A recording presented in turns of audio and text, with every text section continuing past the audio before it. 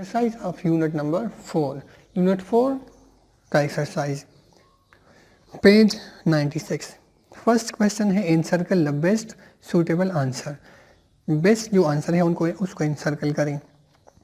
First number है Schleiden and Schwann propose cell theory on the basis of. Schleiden और Schwann ने cell theory को किस base पे प्रपोज किया? देयर ऑब्जर्वेशन, उनके जो ऑब्जर्वेशन हैं, observation of Hooke and Brown, all observation on the cell या observation made on the nucleus of the cell. तो अगर आपके पास अगर ओल्ड बुक है उसमें ये होगा, बाज़ बुक्स में आपने किसी जगह से ओल्ड बुक्स वगैरह से ख़रीदा हो तो उसमें ये होगा कि all observation on the cell. लेकिन अगर हम बुक की तरफ देखें तो according to the book page number 70 पे, it took 2 centuries of research to formulate the cell theory. Schwann and Schleiden summarized their observation. यहाँ पर क्या लिखा है? Their observations into 3 conclusions about the cell. तो ये सेल थ्योरी के 3 conclusion हो गई। तो इनके जो ऑब्जर्वेशन है उसको समराइज किया तो उससे सेल थ्योरी बनी। तो हमारे पास जो बेस्ट ऑप्शन क्या है वो है देयर ऑब्जर्वेशन। अगर आपने ऑल ऑब्जर्वेशन या किसी और ऑप्शन को टेक किया हो तो आप वो उसको करेक्ट करें। फर्स्ट जो ऑप्शन ए है वो सही है। नेक्स्ट ऑप्शन की नेक्स्ट की तरफ पढ़ते हैं 2 number. The organelle which provides energy to the cell. वो कौन सा ऑर्गेनेल है जो सेल को एनर्जी देता है? हमने उसको पावर हाउस भी कहा था, अगर आपको याद हो। डबल मेम्ब्रेन स्ट्रक्चर उसका होता है। गोल्गी अपरेटस नहीं, क्योंकि गोल्गी अपरेटस का काम जो है सिक्रीशन, स्टोरेज और पैकेजिंग ऑफ सब्सटेंसेस है। राइबोसोम नहीं, उसका फंक्शन जो है प्रोटीन सिंथेसिस होता है। माइटोकॉन्ड्रिया है और न्यूक्लियस है। तो माइटोकॉन्ड्रिया को हम कहते हैं power house of the cell. तो आप सी ऑप्शन को एनसर्कल करें। Next, we obtain 2D images through. हम 2D इमेजेस किस माइक्रोस्कोप के थ्रू ऑब्टेन करते हैं? Light microscope and scanning electron microscope, scanning electron microscope and transmission electron microscope, light microscope and transmission electron microscope, या फिर light microscope की मदद से। तो हम जो 2D इमेजेस है वो लेते हैं हम light microscope plus transmission electron microscope से हम लेते हैं। तो ऑप्शन सी आप सर्कल करें। Next, inside the nucleus granular material is called. एक तो सेल होता है, सेल मेम्ब्रेन, अगर हम एनिमल सेल की बात करें, सेल मेम्ब्रेन और न्यूक्लियर मेम्ब्रेन के दरमियान ग्रेनुलर मैट्रिक्स है जिसको हम कहते हैं साइटोप्लाज्म। नेक्स्ट है इनसाइड द न्यूक्लियस। न्यूक्लियस की बात करते हैं। न्यूक्लियस का जो ग्रेनुलर मटेरियल है उसको हम क्या कहते हैं? उसको हम कहते हैं न्यूक्लियोप्लाज्म। तो यहाँ पर करेक्ट ऑप्शन क्या है? Granular material is called cytoplasm नहीं, प्रोटोप्लाज्म नहीं, न्यूक्लियोप्लाज्म। तो सी ऑप्शन सही है, न्यूक्लियोप्लाज्म। अच्छा, अब अगर हम न्यूक्लियोप्लाज्म साइटोप्लाज्म को मिलाकर बात करते हैं तो फिर उसको हम कहेंगे प्रोटोप्लाज्म। तो यहाँ पर करेक्ट ऑप्शन क्या है? न्यूक्लियोप्लाज्म है। Next, the organelle involve in protein synthesis. कौन सा ऑर्गेनेल है जो प्रोटीन सिंथेसिस करता है? Ribosome, vacuole, Golgi apparatus, plastids. तो ऑर्गेनेल क्या है जो प्रोटीन सिंथेसिस करता है? उसको हम राइबोसोम कहते हैं। 6 number, the nervous tissues has the ability to. Nervous tissue जिसको हम न्यूरॉन कहते हैं उसका काम क्या होता है? सेल्स एंड देयर स्पेसिफिसिटी आप याद करें। कॉन्ट्रैक्ट एंड रिलैक्स नहीं, ये काम तो मसल्स का है। Transmit the impulses, transmit means transfer, carry करते हैं, मुंतकिल करते हैं। इम्पल्सिस मैसेज, जो कोई भी मैसेज आता है किसी भी हवाले से, इंटरनल या फिर एक्सटर्नल इन्वायरमेंट से जो चेंजेस आती है उसको हम इम्पल्स या उसको हम मैसेजेस कहते हैं या स्टिमुलस कहते हैं। Prepare secretions, provide energy. तो क्या है ये? इनका जो स्पेसिफिक फंक्शन है, जो यूनिक फंक्शन है उसको हम कहते हैं transmission of the nerve impulses. Energy नहीं प्रोवाइड करते। सिक्रीशन अगर है तो फिर बहुत ज़्यादा हाई लेवल पे अगर हम जाएं तो फिर उनका काम सिक्रीशन भी करते हैं, लेकिन आमतौर पे इनका जो स्पेसिफिक फंक्शन है वो क्या है? Transmit the nerve impulses. Impulses messages transfer करते हैं between the brain, spinal cord, nervous system में। Next, in plants which tissue make new sales.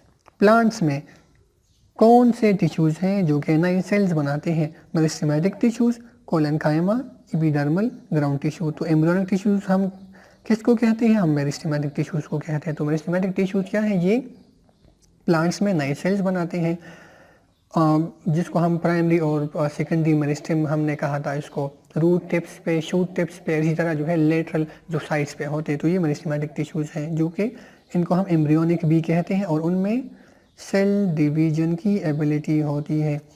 Next, movement of molecule from lower to higher concentration, lower से higher concentration की तरफ molecule जाते हैं। The expenditure of energy, energy भी required होती है। जब हम अप हिल मूवमेंट कर रहे हैं, ऊपर जाते हैं, तो फिर क्या होता है, हम ज़्यादा फोर्स लगाते हैं ना। डिफ्यूजन है नहीं, डिफ्यूजन तो पैसिव ट्रांसपोर्ट है। एक्टिव ट्रांसपोर्ट इसको हम कहते हैं। फैसिलिटेटेड डिफ्यूजन भी नहीं है, क्योंकि वो भी पैसिव ट्रांसपोर्ट की टाइप है, जिसमें प्रोटीन कैरियर इस्तेमाल होते हैं। ऑस्मोसिस नहीं, वो तो सेमी परमेबल मेम्ब्रेन से लोअर हायर से लोअर की तरफ लिक्विड का ट्रांसफर होना है सॉल्वेंट का टिल इक्विलिब्रियम। तो यहाँ पर करेक्ट ऑप्शन सही क्या है, वो है एक्टिव ट्रांसपोर्ट। नेक्स्ट हमारे पास one of the following has both cytoplasm and cell wall, कौन सा चीज़ है जिसमें, कौन सा ऑर्गन वगैरह है जिसमें साइटोप्लाज्म और सेल वॉल दोनों मौजूद है। मसल सेल, मसल सेल उसमें तो सेल वॉल नहीं होता। Red blood cell, cell wall उसमें भी नहीं होता क्योंकि सेल मेम्ब्रेन होता है, एनिमल सेल है। रूट हेयर सेल और जाइलम वेसल, तो रूट हेयर सेल उसमें क्या है, साइटोप्लाज्म भी है और उसमें सेल वॉल दोनों मौजूद है। लेकिन यहाँ पर हम अगर जाइलम आपको याद हो तो हमने पढ़ा था कि वहाँ पर साइटोप्लाज्म फिर मैच्योरेशन के बाद वो ख़त्म होता है। Cell membrane is made up of, cell membrane किस चीज़ से बना है, सेलुलोज ओनली नहीं, सेलुलोज तो प्लांट का सेल वॉल है। प्रोटीन्स ओनली नहीं, सिर्फ प्रोटीन से तो नहीं बना। लिपिड्स ओनली नहीं, सिर्फ लिपिड्स से भी नहीं बना। लिपिड्स एंड प्रोटीन्स, तो यही ऑप्शन सही है, लिपिड्स एंड प्रोटीन, जिसको हमने कहा था फास्फोलिपिड लेयर है, प्लस उसमें इंट्रिंसिक और एक्सट्रिंसिक प्रोटीन मौजूद है। तो लिपिड्स और प्रोटीन से मिलकर सेल मेम्ब्रेन बना है। Next 11 number, cell wall is present in the cells of, cell wall कौन से ऑर्गेनिज्म या कौन से सेल्स में मौजूद है। Fungi only, plants only, plants and prokaryotes only, all of these. Cell wall fungi में भी मौजूद है, प्लांट्स में भी मौजूद है और प्रोकैरियोट्स में मौजूद है, तो all of them. Plants and prokaryotes में भी मौजूद है, फंजाई में भी सेल वॉल है और प्लांट्स में, तो all of them. 12 number, which organelle are covered with a double membrane, कौन सा ऑर्गेनल है जिसके डबल मेम्ब्रेन होते हैं। राइबोसोम्स है नहीं, उसका तो मेम्ब्रेन नहीं है। वैक्यूल है, एक मेम्ब्रेन है, उसको हम टोनोप्लास्ट कहते हैं। सेंट्रियोल है या फिर माइटोकॉन्ड्रिया है, तो माइटोकॉन्ड्रिया क्या है, डबल मेम्ब्रेन है। आउटर मेम्ब्रेन और इनर मेम्ब्रेन, आउटर मेम्ब्रेन जो है स्मूथ है, इनर मेम्ब्रेन को हम कहते हैं फोल्ड्स है इसमें, तो ये माइटोकॉन्ड्रिया डबल मेम्ब्रेन स्ट्रक्चर होता है। तो एक्सरसाइज यूनिट 6 का एक्सरसाइज हम पढ़ते हैं, पेज 126। फर्स्ट क्वेश्चन है, encircle the best suitable answer, best answer को इनसर्कल करें। The chemical which are involve is catalyst inside the living bodies are, हमारी बॉडी के अंदर जो लिविंग थिंग्स की बॉडी के अंदर कैटलिस्ट का काम करते हैं, उस केमिकल को हम क्या कहते हैं, उस केमिकल को हम कहते हैं प्रोटीन्स। हमने पढ़ा प्रोटीन्स क्या है, एंजाइम क्या है, प्रोटीन्स है और तरसरी प्रोटीन्स हैं। तो सही ऑप्शन क्या है, ऑप्शन सी प्रोटीन्स।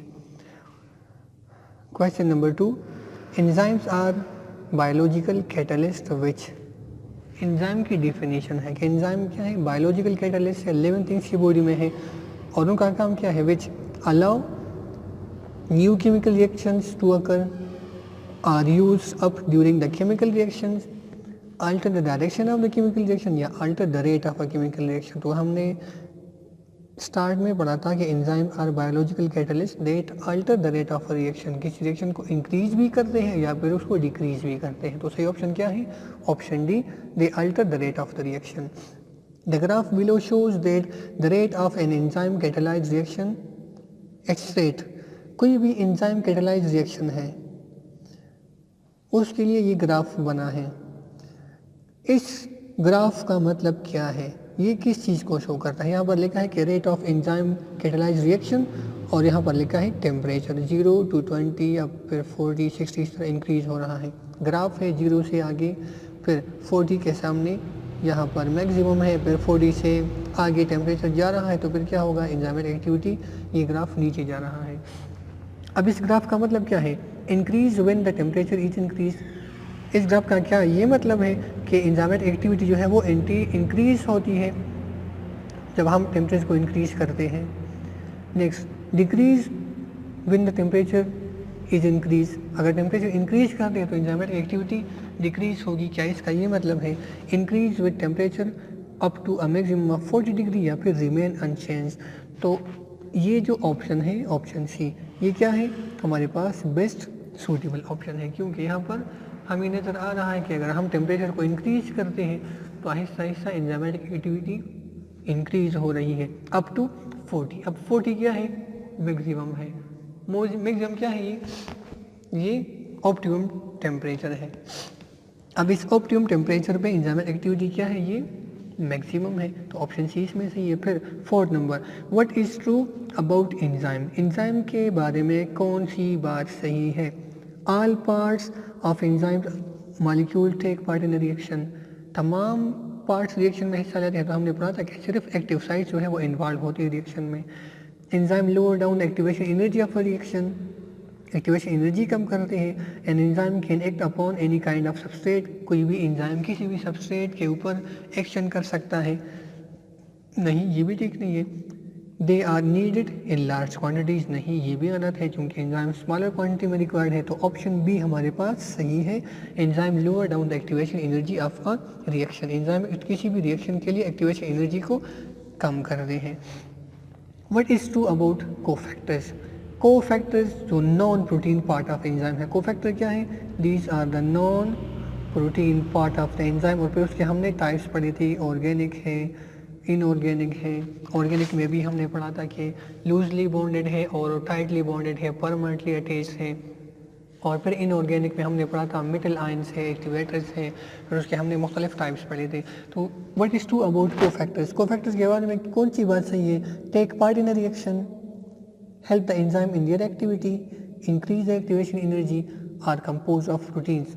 तो कोफैक्टर्स क्या है, ये नॉन प्रोटीन पार्ट्स है और क्या कर रहे हैं, help the enzyme in their activity, enzyme activity को मज़ीद जो है वो क्या कर रहे हैं, इंक्रीज कर रहे हैं। हमने पढ़ा था ये कोफैक्टर्स या को एंजाइम, उसके अलग अलग तरह हमने टाइप्स पढ़े हैं। तो कोफैक्टर क्या करते हैं, ये help enzyme in their activity, उनकी एक्टिविटी को मज़ीद जो है क्या करते हैं, मॉडिफाई करते हैं।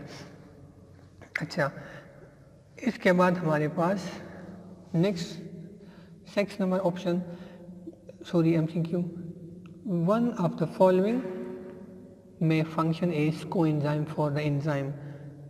इन चारों में से कोई एक ऑप्शन ऐसा है एक कि वो एंजाइम के लिए को एंजाइम का काम करता है। प्रोटीन्स है, नहीं। कार्बोहाइड्रेट्स, वो भी नहीं है। वाइटामिन है, DNA है। अगर आपको याद हो जब हम नॉन प्रोटीन पार्ट पढ़ रहे थे, कोफैक्टर्स और को एंजाइम को हम पढ़ रहे थे, तो हमने पढ़ा था कि बाज़ वाइटामिन ऐसे हैं कि वो क्या करते हैं, को एंजाइम का फंक्शन प्ले करते हैं, रोल करते हैं। को एंजाइम जो एंजाइम के लिए ऑन ऑफ का काम करते हैं। तो सही ऑप्शन क्या है, वाइटामिन ऐसी चीज़ें हैं जो कि एंजाइम के लिए को एंजाइम का काम करते हैं। इसके बारे में हमने पढ़ा था कि बहुत सारे को एंजाइम जो है वो वाइटामिन से हम डिराइव करते हैं। मतलब क्या हुआ इसका कि वाइटामिन फंक्शन इज को एंजाइम्स। 7 नंबर, इंक्रीज और decrease in the temperature beyond the optimum temperature well. ये हमने टेम्परेचर में डिस्कस किया है कि इंक्रीज और decrease beyond optimum temperature. Optimum temperature अगर फॉर एग्जाम्पल हम ह्यूमंस की बात करें 37 to 40 डिग्री है। अगर इससे टेम्परेचर इंक्रीज होती है, 40 से इंक्रीज हो रहा है टेम्परेचर, या फिर 37 से टेम्परेचर डिक्रीज होता है, तो फिर क्या होगा, increase the rate of reaction, decrease the rate of reaction, not affect the rate of reaction, या फिर डीनेचर द एंजाइम।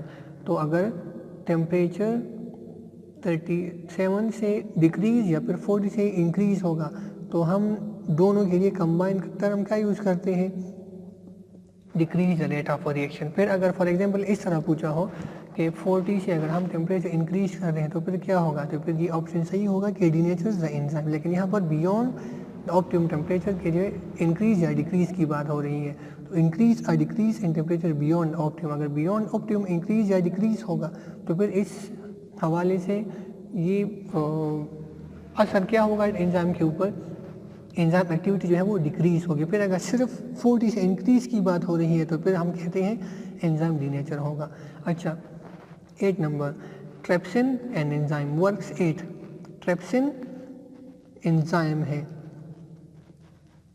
कितनी पीएच पे काम करता है, पहले आपको ये याद करना होगा। Trypsin works 8 pH of 8। Intestine में एंजाइम ट्रिप्सिन जो कि 8 pH पे काम करता है। अब pH का अगर आपको स्केल याद हो, हमने 0 से, इनफैक्ट 0 से हमने लिया था 0 अप टू 14। अब 7 न्यूट्रल है, न्यूट्रल से अगर आगे हो, 7 से आगे हो, 8, 9, 10, 11, 12 अप टू 14, उसको हम अल्कलाइन या बेसिक कहते हैं। 7 न्यूट्रल, 7 से नीचे उसको हम बेसिक कहते हैं। अब ट्रिप्सिन का पीएच क्या है, अगर आपको पीएच इसका याद है तो फिर आप डिसाइड करोगे कि ये क्या है। ट्रिप्सिन का पीएच 8 है। अब 8 किस चीज़ में आता है, 8 जो है ऐसे वो बेसिक या अल्कलाइन मीडियम में आता है, तो हम कहते हैं trypsin and enzyme works 8, alkaline pH, acidic pH, neutral pH, pH does not affect इस एक्टिविटी। तो ये तो एंजाइम है, एक्टिविटी, इसकी एक्टिविटी तो ज़रूर पीएच पे, पीएच की वजह से इफेक्ट होगी। तो इसके लिए सही ऑप्शन क्या है, ऑप्शन ए है, अल्कलाइन पीएच पे ये काम करता है। 9 number, change in the environmental factors will affect the enzyme activity and therefore may affect. Change in the environmental factor, environmental factors में इन्वायरमेंट के जितनी भी अवामिल हैं, जितनी भी चीज़ें हैं, उन फैक्टर्स में, उन अवामिल में अगर चेंज आता है, will affect the enzyme activity, उसकी वजह से एंजाइम की एक्टिविटी इफेक्ट होगी एंड देयरफॉर में इफेक्ट। अब एंजाइम इफेक्ट हो गई तो फिर क्या होगा, किस चीज़ पे असर आएगा, मेटाबॉलिज्म के ऊपर असर आएगा, रिस्पायरेशन के ऊपर असर आएगा, डाइजेशन के ऊपर आएगा, या फिर ऑल ऑफ देम। तो अगर आपको याद हो, हमने पढ़ा था कि तमाम जो मेटाबॉलिक रिएक्शन है, मेटाबॉलिज्म, एनाबॉलिज्म और कैटाबॉलिज्म, दोनों को हम कहते हैं मेटाबॉलिज्म। बॉडी में मेटाबॉलिक रिएक्शंस होती है, उन रिएक्शंस में कोई चीज़ें बनती हैं या फिर किसी चीज़ों की ब्रेक डाउन होती है। मेटाबॉलिज्म, रिस्पायरेशन, ये भी कैटाबॉलिज्म है। फूड की ग्लूकोज की ब्रेकडाउन होती है इनटू एटीपी और कार्बन डाइऑक्साइड में, प्लस कुछ मॉलिक्यूल्स ऑफ वाटर बनते हैं। डाइजेशन, फूड की ब्रेकडाउन होती है, और मेटाबॉलिज्म, तो इन दोनों का कंबाइन को हम कहते हैं कि एनाबॉलिज्म और कैटाबॉलिज्म। ऑल ऑफ देम, तो यहाँ ऑप्शन सही क्या है, ऑल ऑफ देम। अगर एंजाइम इफेक्ट हो गई तो मेटाबॉलिज्म के ऊपर असर पड़ेगा। अब मेटाबॉलिज्म में कंस्ट्रक्टिव प्रोसेस भी आते हैं, इसमें डिस्ट्रक्टिव प्रोसेस भी आते हैं, तो तमाम प्रोसेस के ऊपर असर होगा। तो डाइजेशन भी इफेक्ट होगा, रिस्पायरेशन भी इफेक्ट होगा, कोई और फंक्शन होगा तो फॉर एग्जाम्पल डीएनए जो है रिप्लिकेशन है वो भी इफेक्ट होगा। तो तमाम तर प्रोसेस जो है मेटाबॉलिक प्रोसेस तमाम वो इफेक्ट होंगे। 10th number, the body temperature at 104 degree Fahrenheit is known as critical because it causes, body का temperature 104 डिग्री फ़ारेनहाइट है। टेम्परेचर नॉर्मलाइज हमने पढ़ा था 37 to 40 डिग्री सेल्सियस या फिर 104। अगर 104 फ़ारेनहाइट है तो फिर इसको हम कहते हैं क्रिटिकल होगा। क्रिटिकल क्यों है, क्योंकि अगर इससे फिर थोड़ा सा भी आगे जाएगा टेम्परेचर, उस पॉइंट पे क्रिटिकल क्यों है, it causes nerves breakdown. Nerves breakdown मतलब न्यूरॉन जो है उनका ब्रेक होता है, ब्रेकेज होती है उसकी, न्यूरॉन जो है वो ख़राब होते हैं। Boiling of body water, body में साइटोप्लाज्म में जो 70 to 90% वाटर है उसकी बॉइलिंग होती है। Enzymes stop to work, enzyme अपना काम करना छोड़ देते हैं, या फिर नन ऑफ देम। तो अगर आप यहाँ ऑप्शन सी को देखें, हमने पढ़ा था अगर टेम्परेचर टू मच इंक्रीज़ हो जाए, बियॉन्ड द ऑप्टिमम, तो ऑप्टिमम से बियॉन्ड जब टेम्परेचर जाएगा तो फिर क्या होगा, एंजाइमेटिक एक्टिविटीज़ स्टॉप होंगी। और स्टॉप क्यों होंगी, क्योंकि एंजाइम की डीनेचरिंग होती है।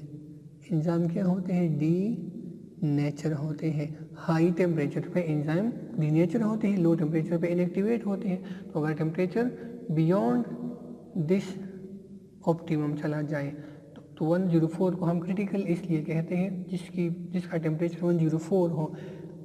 तो हम क्या करते हैं, पट्टियाँ वगैरह बांधते हैं उसके लिए माथे के ऊपर, व उसके जो वो है पैरों के ऊपर हम पानी डालते हैं। इसलिए हम करते हैं कि उसका टेम्परेचर 104 से नीचे चला जाए, ऑप्टिमम तक चला जाए। क्योंकि अगर ये 104 रहा या फिर 104 से थोड़ा सा भी आगे चला गया तो एंजाइम जो है डीनेचर होंगे।